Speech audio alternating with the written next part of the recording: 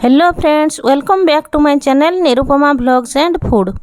सकाळु सकाळु मु चली आसी मो छात ऊपर बगीचा को किछि परिबा तोलिबा पई। एठारे 4-5टा बोईताळु फूल होइथिला, मु ताकू तोली नउछि। एबे समय सकाळ 8टा हेइछि। देखंतु केते खरा होउछि। एइठी गोटिए मु लाउ लोटा लगेइछि। एथिरे 3टा फळ होइथिला, एहा आगरु मु 2टा नेइ सारलिणी। एते खरारे मध्य एही थर्मोकोल पेटी रे देखंतु बिना सार रे केते सुंदर लाउ फळिछि, केते बड़ बड़ मध्य होइछि। एबे मु आसी पहुंची जाइछि लेमन ग्रास गछ पाखरे। देखंतु एइठी गोटिए मु लेमन ग्रास गछ लगेइछि। एहा देह पई बहुत हितकर।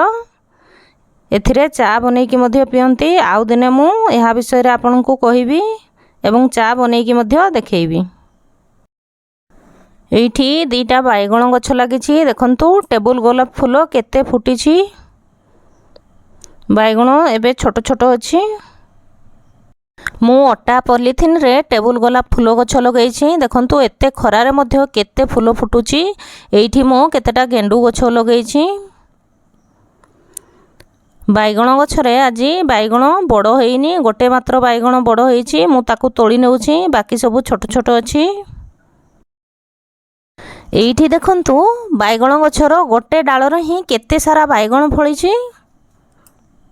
गोटे डालरे 7टा बाइगण हेइछि। बाइगण बड़ हेले डाल पूरा भांगी पड़िबो। एपटे मध्य केते सब कसी धरिछि। गोटे गछर ही 13-14टा बाइगण फळिछि। एपटे मु आउ 3-4टी बाइगण गछ लगेइछि। सेथिरे मध्य किछि बाइगण हेइछि, ताकू तोली नेबा। देखंतु केते बाइगण कसी धरछि सबु। एही बाइगण गछ गत वर्षर पुराणा गछ थिला। देखंतु केते बाइगण फळिछि सेथिरे। आउ गोटिए खास कथा, खरा दिने बाइगण प्राय तो सबु पोकरा हेइ जाय थाए, किंतु देखंतु मोर गोटे भी बाइगण पोकरा नाही। सबु बाइगण भलो अछि, पूरा कौळिया कौळिया। गोटे बाइगण रे भी पोक लागिनी। मु एही बाइगण गछरे 8 दिन को थरे निंबो तेल एवं क्लिनिक प्लस शैम्पू मिसेइकी स्प्रे करे। सेथि पई बोधे बाइगण रे जमारू पोक लागिनी। आउ एही गछरे मु कोनोसी रासायनिक सार किंबा कीटनाशक औषध पकौनी। प्राय 6 मास हेलाणी हमकु आउ बाइगण किनिबाकू पडुनी। एइथिरे जेतिकी बाइगण होउछि सेथिरे हमर सफिशिएंट हेइ जाउछि। एपटे 2टा थर्मोकोल पेटी रे मु खराटिया पोई लगेइछि। देखंतु केते सुंदर पोई हेइछि।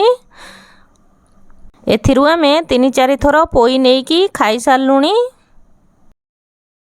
आउ एपटे तो मोर कुंदुरी लटा माडिछि। सेथिरे किछि कुंदुरी फळिछि, ताकू मध्य मु तोली नै जाउछि। बहुत ऊपरे ऊपरे कुंदुरी फळिछि, हाथ पाउनी। भिडियोटी को पूरा देखंतु। आउ जदि भिडियोटी भल लागु थाए ताहले गोटे लाइक कमेंट करंतु। आउ सांग साथी मानक सहित शेयर करंतु। आउ एही परी नुआ नुआ भिडियो देखिबा पई मो चैनल को सब्सक्राइब कर दियंतु।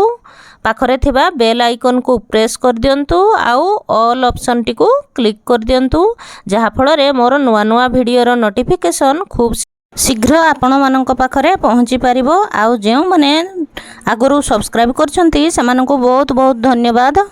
देखंतु केते कुंदुरी फळुची। सबु बेले कुंदुरी खाई खाई आमे बोर हेइ गलुनी। एबडे बहुत ऊपरे ऊपरे सब फळिची, हाथ पाउनी जमारू। निजे जदि गोटे गछ लगेइछंती, से गछ बड़ हेइकी जेतेबेले सेथिरे फूल फळ आसे ताकू देखिकी मन पूरा प्रफुल्लित हो जाए।